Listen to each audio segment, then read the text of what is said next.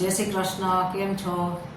આજે આપણે આયુર્વેદિક દ્રષ્ટિએ પાણીનો ઉપયોગ કરીને રોગને મટાડવામાં કઈ રીતે મદદ કરે છે એના વિશે વાત કરવી છે. સૌથી પહેલાં તો મૂર્છા કે બેહોશી, સખત તાપ કે નબળાઈને લીધે કોઈ વ્યક્તિ બેહોશ થઈને ઢળી પડે છે ત્યારે એને મોઢા ઉપર ઠંડા પાણીની છાલકો વારંવાર મારવાથી એ વ્યક્તિ ભાનમાં આવી જાય છે અને જાગ્રત વ્યક્તિને ઠંડુ પાણી પાવામાં આવે તો એ વધુ ચેતનામાં આવે છે.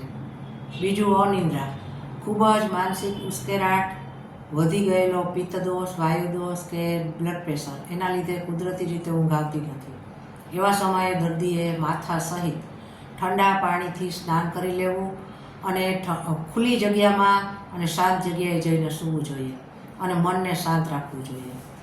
ખોટા વિચારો કે ગરમીને લીધે માથું કે કપાળ ગરમ જણાય તો ઠંડા પાણીના પોતા એ કપાળ ઉપર મૂકવા જોઈએ, માથા ઉપર બરફ ઘસવો જોઈએ.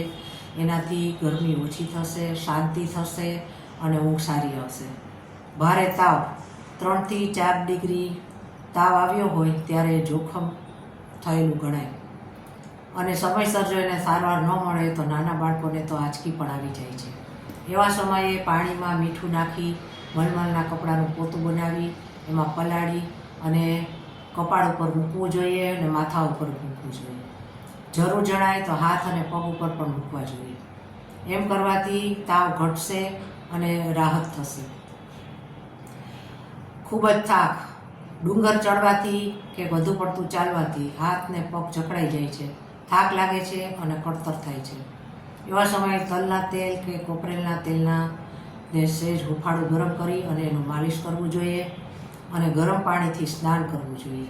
દુખતા અંગ ઉપર ગરમ પાણીની ધાર કરવી જોઈએ તો એનાથી દર્દમાં રાહત થશે. ત્વચાના રોગો, લીમડાના પાનને પાણીમાં ઉકાળી એ પાણીથી દરરોજ સ્નાન કરવાથી ખસખુડલી, ગળગુમળ કે ચામઠા થયા હોય તો એ મટી જાય છે અને ત્વચા સાફ રહે છે. સીળસ, કોઈ વ્યક્તિને વારંવાર સીળસ નીકળતું હોય તો એને 1 ડોલ પાણીમાં 1 થી 2 ચમચી ખાવાનો સોડા નાખવો અને દરરોજ એનાથી સ્નાન કરવું. એનાથી એને સીળસ નીકળતું બંધ થઈ જશે. હવે વાળના દર્દો,